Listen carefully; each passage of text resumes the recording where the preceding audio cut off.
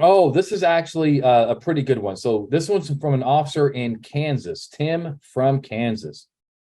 Is it reasonable to assume, Mike, that an individual in the driver's seat of a running but stationary vehicle in a gas station parking lot had driven that vehicle, even if he is not directly observed to be driving? So you know where we're going with this, right? This is this is the suspended license, this is the registration issue. So Mhm. there is an individual. So the cop says there is an individual sitting in the driver's seat. After running the tags, the registration comes back to an invalid suspended license. Upon approach, the driver admitted that he was on his way to a friend's house. Right? Hey, hi, where are you headed tonight? Right? And the guy says, I'm on the way to a friend's house. The driver was also found to have that suspended license.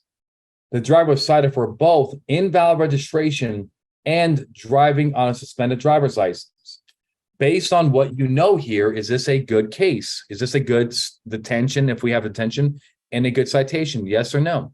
Yeah, I think we're good. Like I say, we usually talk about like actual physical control for DUI cases a lot, but I mean, this guy's sitting in a car with there's public access to the gas station. He's, I say, was it running? I don't remember if it's It was running. Yeah, Mike, it was running. running, sitting in the driver's seat. A lot of things those things we put usually for DUI cases for physical Yeah, I mean, control. but we don't have. But here's the problem, Mike. We don't have actual physical control APC Mhm. for license for Right. registration. But we ran the plate, correct? On this one? We did run the plate. So how do we put that guy behind the wheel in a public street, which is where the license issue comes into place? Right. I think what proximity to the roadway is something that you could look at. It's convenience store, right? So there's probably be one, two, three access points to it. It's not his home. It's not where he lives, most likely. Yeah, it's also okay. So here's how I look at it, and you tell me if you agree. Mhm. I'm not going to say it's probable cause because I don't want cops to think that they just go up to the car. All right, here's your citation. The easier way to handle this is with reasonable suspicion. Is there a moderate chance that the convenience store, it's in a running car, it's how people don't go to convenience stores by towing it on the back of a flatbed and dropping it, right, Mike? So Right. how about we just resolve this by good old fashioned reasonable suspicion? Then when he starts giving us all these, the verbal PC, by the way, which is exactly right. He starts saying, yes, I did drive it here. Then we issued a citation. Would you think that that's a good, clean way to handle this?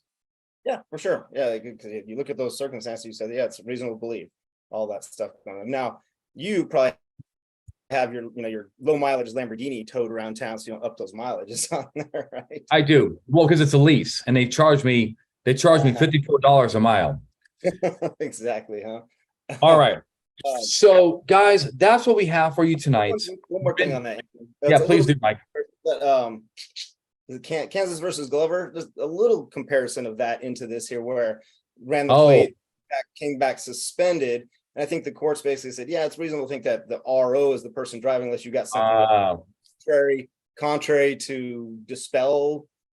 You think there's a thought in that? okay. I love it. So here's the deal. It actually is a great case to bring up, and I'm glad you brought it up. Glover establishes just reinforces inferences. Mm-hmm. And it's a valid inference, i.e., reasonable suspicion that people That drive person. their own cars. Right. Yeah. So you run the plate, suspended, the RO has a suspended license, right? And so forth. So now is it a valid inference that guy drove that car onto the gas station? Now, one thing, into the gas station, right? Now, one thing, Mike, is okay. Imagine, you see the car, and you run it. The male is pumping gas. A female is in the store getting some junior mints. We may have a situation where not really. I mean, be careful, Don, right? Because he may not be the driver. He Mhm. may be the passenger, just pumping the gas for his girl. But these are all valid inferences when he's the only one around.